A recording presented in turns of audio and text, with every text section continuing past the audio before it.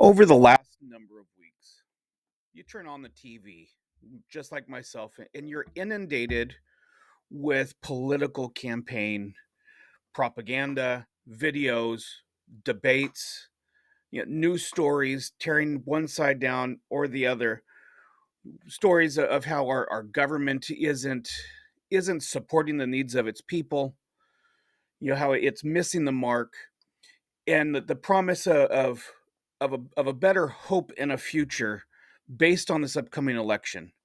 We've been made to believe that democracy rests on voting one side or the other, that the future of America rests on this election. And it very well may. But I'm not really here to debate one way or the other whether you should vote for one candidate or the other. I have a very clear opinion on it, and I think there's one very clear answer. If you have a clear head, clear mind, and you use what God's given you to make the right choice.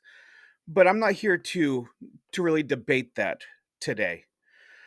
I'm here because I want to, as I was looking at what we're facing as a nation, as I was going over y- how do we get here? What do we do? What's the right thing to do?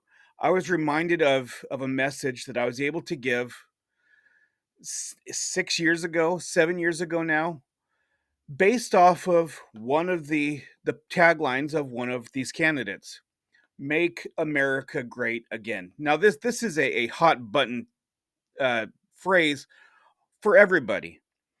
We have people wearing red hats that are getting assaulted and kicked and spit on and abused and really discriminated against because of their belief in wearing the hat, regardless of what they believe or who they are. They're not being judged by the content of the character, but by what they're wearing. There are people that say America was never great. Maybe so. Or we want America to be as great as it once was. Sure. But here's the reality of the situation. Okay? America is in a struggling, tough situation. We have been for a number of years. We haven't been great. No matter who you talk about, we haven't been great. Whether on the conservative side, we can say we haven't been great. On the liberal side, obviously everyone says we haven't been great. But the reality is we can be great. But it's not the government that's going to make America great again. It's not your candidate that's going to make America great again, because it was never a candidate or a party that made America great in the first place. Okay? It was the people of America that made America great in the first place. In order for America to be great again, the people have to be great again. See, the government, we need to understand, if you don't like where the government's at, especially if you're a Christian or conservative who looks and says, America isn't what it once was. It's a Christian nation built on Christian values by Christian men. Sure, that was true, but it has long since ceased to be a Christian nation. As Christians, we have allowed the country to become non-Christian. Our government has become non-Christian. Why? Because the people have become non-Christian. Okay, it's easy to have a government that is one way or the other when the majority is one way. We were Christian because we were a majority Christian, because the people were Christian, dictating that the leaders in place were going to defend those Christian values. But when you have a people group that is not Christian, that the majority is not Christian, you can't expect the government to still be a government of the people, by the way, to still also be Christian in their policies. Okay? And whether you vote for Trump or Harris, there are Christian values wrapped up in this. There are Christian values wrapped up, but neither of them is going to bring back Christian values. The only way those Christian values come back is if the people return to those values. So I'm speaking to you, church. I'm speaking to you, Christians, that we need to get off of, and I'm speaking to myself here as well. You need to get off your rear end and make America great again. How do you do this? By you first becoming great yourself. Okay? What does that mean? That means you seek first the Lord in all that you do. Seek to know him. Seek to see who he made you to be. Get into your word. Get into your local church. Which, by the way, if you look at statistics, will say that the majority of us have not returned to our churches since COVID. No wonder our churches and our country is suffering when we're neglecting the fellowship. Something we're told not to do in scripture. We're told to not forsake the fellowship. Why? Because everything is built on the context of relationship. We need one another to bear each other's burdens, to walk with one another, to go where we're going, to do what we need to do. We cannot make America great or the world great again or be God's hands and feet in this world if we are not doing it together. So get into relationship. We need to be in relationship. We need to be in a church. We need to be in relationship with Christ to understand who he created us to be, who created you to be. So it starts with becoming better yourself. You become better, you invest in the church becomes better. As the church becomes better, what happens? The church is able to become an influencer in the community. How many of us can honestly say our churches are really, truly a prime influence in our community? We can't. If you're being honest, I think most of us can't because, especially since 2020, we have left our churches, we have left our communities, and we've hidden behind the walls of our homes. Society, our communities have dictated who we are rather than us dictating to the community who Christ is. Communities that are now dealing with drug issues at a high rate, who are dealing with homelessness at a high rate. We're seeing suicides at a high rate. Mental health pathologies have rose inside the church and outside the church since 2020. And the force that is needed, the hands and feet that could bring that healing, that could bring that truth in the hands and feet of Christ are not getting there because we're not doing that. We're not getting there. So you want to make America great again? It starts with you taking action.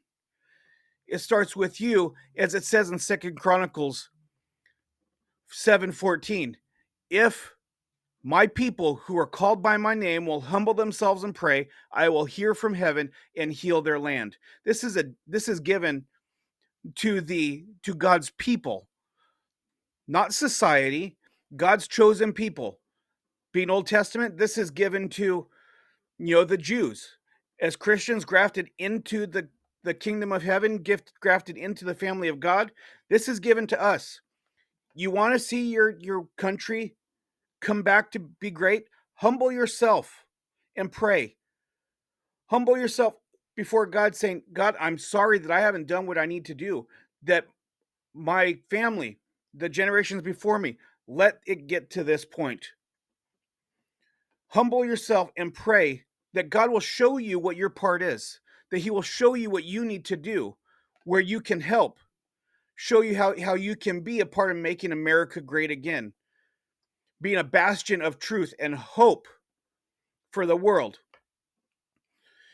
You want to make America great again? It starts with us. It starts with you. This is a promise given that if we will do this, if we will seek him first, if we'll humble ourselves and pray, he will hear from heaven and heal our land. But this begins and happens to us. It's not the government's job. Okay? Let's look at Jesus, for example, here. Jesus came, give us life more abundantly, brings us salvation. He is the Messiah. The Jewish people missed the Messiah because they thought he was going to be a political figure coming to overthrow the government. That is not what he did at all. No, he came to bring relationship with him and the Father. He came to speak to the hearts of people. He changed the people, not the government. He didn't come and overthrow the government. In fact, he said, give to Caesar what is Caesar's. We're told to pray for our leaders because God has placed them there. But instead, he went and he ministered to the people and changed the hearts of the people. Now, regardless of what you think about where I'm going to go here, he changed the hearts of the people so much that the people that murdered him, that actually crucified him, the Romans, if we now look, Christianity, the followers of those that they literally killed themselves, became the religion of Rome. It was able to be spread far and wide because of people influencing the decision makers and the most influential people in that kingdom. If we want to change our government, we change the people. We want to change where things are going in a government of the people, you have to change the people. This means getting to your neighbors, knowing your neighbors, being in a relationship with your neighbors, your coworkers, school teachers, in involving yourself in your city's activities, being part of the community, and in relationship, changing the hearts of those that come in contact with you. I'm not saying go stand on the street corner handing out tracts or using a bullhorn or waving a sign. I'm saying get into relationship with your neighbors. Show them how you live life. Let them see what Christ does through you and in you. Let them see that light in the increasing darkness. See, if we're supposed to be a light in the world, in a dark world, you need to understand that that requires you pushing back the darkness. Just like these lights that are around me, or a candle in a dark room. The edge of light is darkness. Where light goes, it pushes back darkness. So you need to understand that you're going to face darkness. You're going to face opposition. You're going to face fear. Because that's just the way light operates in the darkness. So take up your light. Go out into the world. Go out into your community. And influence the people that you can influence. You may not be able to go out and influence the president of the United States one-to-one. You may not be able to go meet your governor or even your mayor one-on-one. You may not have that reach and that influence, but you have the influence on those around you. And I promise, if you influence those around you for Christ, let them truly see the authenticity of Christ in your life, you bring them to Christ and you teach them how to do this, you disciple them along the way through the way you live your life, they're going to do the same thing. And a fire can be started by the spark that is your life. That is the only way for us to make America great again. It starts at the local level. It starts at your home level. It starts in your homes, with your relationships, with your friends. Not with voting. Voting, yeah, like I said, there's someone you should vote for. And I would endorse that wholeheartedly. But I'm not here to say here's who you should vote for. Because the elections are an end goal. The elections are an end. The means to get to winning an election is winning the hearts of the people. You say there's corruption in our government, there's corruption in this nation. It's because the people have allowed it to happen. Turn their blind eye, purposely allowing themselves to not see it. Allowing people to be in positions because we're apathetic or because we want something else. We've allowed it. If we got enough people to rise up and make their opinion known in one way, the government would go that way. Our nation would go that way. Because there's enough people to create a tidal wave one way or the other, even if there's corruption or they want to go the other way, you cannot stand against a turning tide.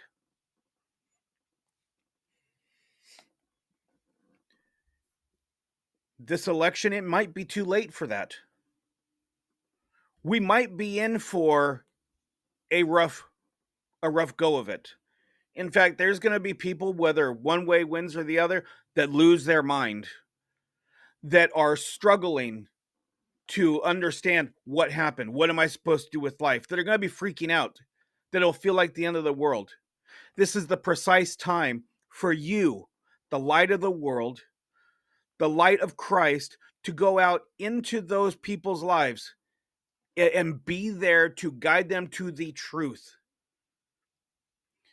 to guide them to see that Christ is on the throne, that God is in control, that there is a hope and a future. Even though right now there's going to be some tough time, it's going to be a rough road, no matter who wins. You want to bind the brokenhearted? You want to be the hands and feet of Christ? You want to be used by Him?